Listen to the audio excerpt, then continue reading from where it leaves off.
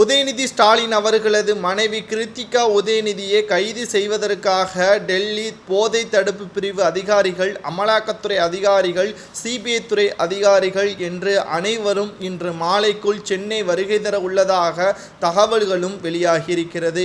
குடும்பத்துடன் ஒரு வாரமாக கொடைக்கானலூரில் சுற்றுலாவிற்கு சென்ற முதல்வர் ஸ்டாலின் அவர்களது குடும்பம் நேற்று முன்தினம் அவசரமாக சென்னைக்கு திரும்பியது.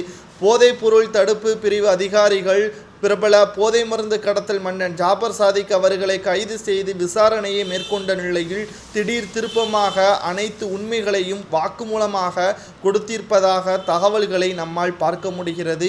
மேலும் போதை மருந்து தடுப்பு பிரிவு அதிகாரிகள் கேட்கப்பட்ட அனைத்து கேள்விகளுக்கும் ஜாபர் சாதிக் அவர்கள் உண்மைகளை கூறியதாகத்தான் செய்திகளை நம்மால் பார்க்க முடிகிறது. அதாவது போதை மருந்து விற்றதன் மூலமாக கிடைக்கப்பெற்ற லாபத்தை தயாரிப்பு நிறுவனம் தொடங்கியதாகவும், முதல் படமாக மங்கை என்ற படத்தை இயக்கியவர் வேறு யாரும் கிடையாது, உதயநிதி ஸ்டாலின் அவர்களது மனைவி கிருத்திகா உதயநிதி என்பதும் குறிப்பிடத்தக்கது.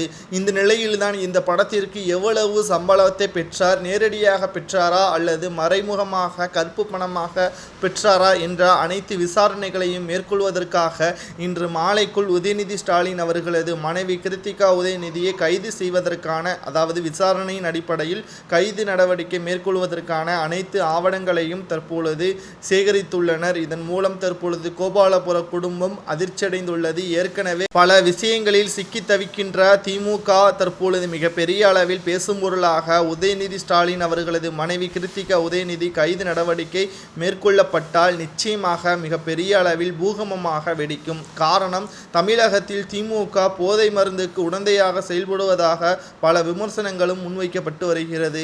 இதில் உதயநிதி ஸ்டாலின் அவர்களது மனைவி கிருத்திகா உதயநிதிக்கும் தொடர்பு இருப்பதாக போதை தடுப்பு பிரிவு அதிகாரிகள் சொன்ன அதிகாரப்பூர்வமான ஆவணங்களுடன் நிரூபிக்கப்பட்டால் குடும்பத்துடன் இவர்கள் பதவியில் இருப்பதற்கே தகுதியில்லை என்று திமுகவின் அடிமட்ட தொண்டன் கூட திமுகவை எதிர்க்கக்கூடிய நிலைமை உருவாகிவிடும். தற்பொழுது திமுகவில் அதிகபட்ச உச்சவரம்பில் பதவியில் இருக்கக்கூடியவர்கள் கோபாலபுர குடும்பத்தினர்கள் மட்டும்தான். முதல்வர் ஸ்டாலின், உதயநிதி, தயாநிதி மாறன் மற்றும் கனிமொழி என்று சொல்லிக்கொண்டே போகலாம். அனைவரும் திமுகவில் முக்கிய பொறுப்பில் இருந்து கொண்டு திமுகவை குடும்ப கட்சியாகவே மாற்றிவிட்டார்கள் என்று பிற கட்சி தலைவர்களும் விமர்சனமும் செய்து வருகிறார்கள்.